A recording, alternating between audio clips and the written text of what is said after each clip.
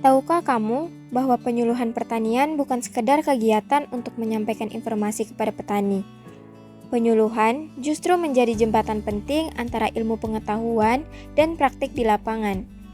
Pada kesempatan kali ini, kita akan membahas bagaimana dinamika penyuluhan pertanian terus berkembang, serta perannya dalam membangun pertanian Indonesia yang berkelanjutan. Penyuluhan pertanian adalah proses pendidikan nonformal yang membantu petani agar mampu meningkatkan pengetahuan, keterampilan, dan sikap dalam mengelola usaha taninya. Sementara itu, dinamika penyuluhan menggambarkan adanya perubahan, penyesuaian, dan inovasi yang dilakukan agar penyuluhan tetap relevan dengan perkembangan zaman. Artinya, penyuluhan selalu bergerak mengikuti perubahan teknologi, kebijakan, dan kebutuhan masyarakat tani. Penyuluhan dalam pertanian tidak terjadi begitu saja. Beberapa faktor yang mempengaruhinya antara lain merupakan perkembangan teknologi yang menuntut penyuluh untuk terus belajar hal baru. Kebijakan pemerintah juga menentukan arah dan prioritas kegiatan penyuluhan.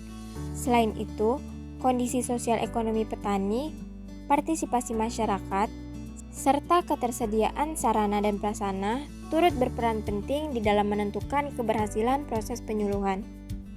Walaupun memiliki peran yang besar, penyuluhan pertanian masih menghadapi banyak tantangan di lapangan, seperti jumlah tenaga penyuluh yang terbatas, fasilitas dan pendanaan yang belum memadai, serta menurunnya minat generasi muda terhadap pertanian yang menjadi hambatan utama.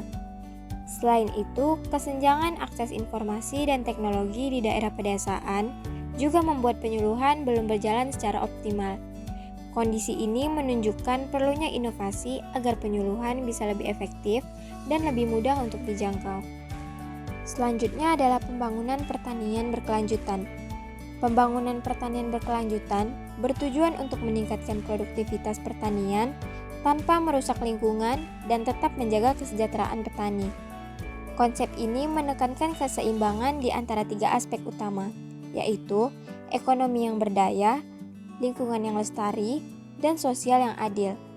Dengan kata lain, pertanian yang baik bukan hanya untuk menghasilkan panen yang tinggi, tetapi juga menjaga keberlanjutan sumber daya alam untuk generasi berikutnya.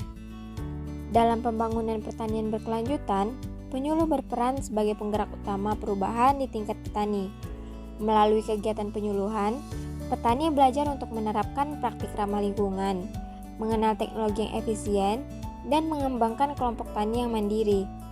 Penyuluhan juga membantu memperkuat kapasitas petani agar mampu untuk mengambil keputusan secara bijak dan berorientasi jangka panjang. Dengan demikian, penyuluhan bukan hanya mengubah cara bertani, tetapi juga cara berpikir petani terhadap kelestarian usaha taninya. Contoh implementasinya di Indonesia yaitu beberapa program di Indonesia menunjukkan bagaimana penyuluhan mendukung pertanian berkelanjutan. Contohnya seperti Sekolah Lapang Pengelolaan Tanaman Terpadu atau SLPTT yang mengajarkan petani mengelola lahan secara efisien. Kemudian ada program pertanian organik di Bali dan Jawa Barat untuk membantu mengurangi ketergantungan terhadap bahan kimia.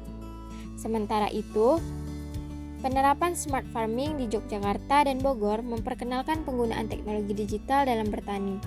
Semua contoh ini membuktikan bahwa penyuluhan terus beradaptasi dengan perkembangan zaman. Dari pembahasan ini dapat disimpulkan bahwa penyuluhan pertanian merupakan proses yang dinamis dan adaptif. Penyuluhan berperan penting di dalam menciptakan pertanian yang produktif, efisien, dan berkelanjutan. Keberhasilan pembangunan pertanian akan sangat bergantung pada sinergi di antara petani, penyuluh, pemerintah, dan masyarakat dalam menghadapi perubahan yang terus terjadi.